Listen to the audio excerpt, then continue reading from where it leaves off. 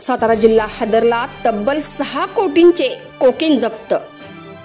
कारपाटांसह पुणे जिल्ह्यातील 5 जणांवर गुन्हा दाखल। तासवडे एमआयडीसीत कारवाई। कराड तालुक्यातील तासवडे औद्योगिक वसाहतीमध्ये खते तयार करणाऱ्या कंपनीच्या आडून कोकेन सारख्या घातक अंमली पदार्थांचा साठा करण्यात येत असल्याचा धक्कादायक प्रकार उघडकीस आला आहे।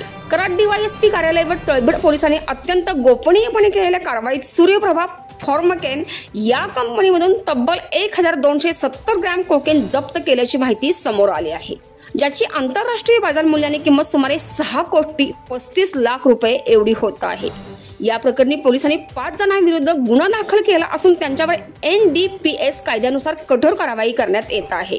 आणि याबाबत सविस्तर माहिती अशी की कंपनी मालक अमरसिंह जयवंत देशमुख राहणार नांदगाव, समीर सुधाकर पडवळ राहणार वृंदावन सिटी मलकापूर कराड, रमेश शंकर पाटील राहणार मल्हारपेठ तालुका पाटण, जीवन चंद्रकांत चव्हाण राहणार आवार्डे तालुका पाटण, विश्वनाथ शिपणकर राहणार दौंड जिल्हा पुणे यांच्या विरुद्ध अंमली औषधी द्रव्य अधिनियम 1985 अन्वये गुन्हा दाखल करण्यात आला आहे। पोलिसांना हातात सापडलेल्या पुराव्यावरून हे कोकेन विक्रीसाठी बाळगण्यात आल्याचं स्पष्ट झालं आहे। यामध्ये आंतरराज्यीय किंवा आंतरराष्ट्रीय टोळीचा हात असण्याची शक्यता वर्तविली जात आहे। आणि असेच काही नवनवीन अपडेट पाहण्यासाठी पाहत राहा आपला लोकप्रिय चॅनल सतर्क इंडिया न्यूज। आणि या संपूर्ण महत्त्वपूर्ण अपडेटसाठी मुख्य संपादक विराट कदम सह संतोषी जगदाळे, सतर्क इंडिया न्यूज।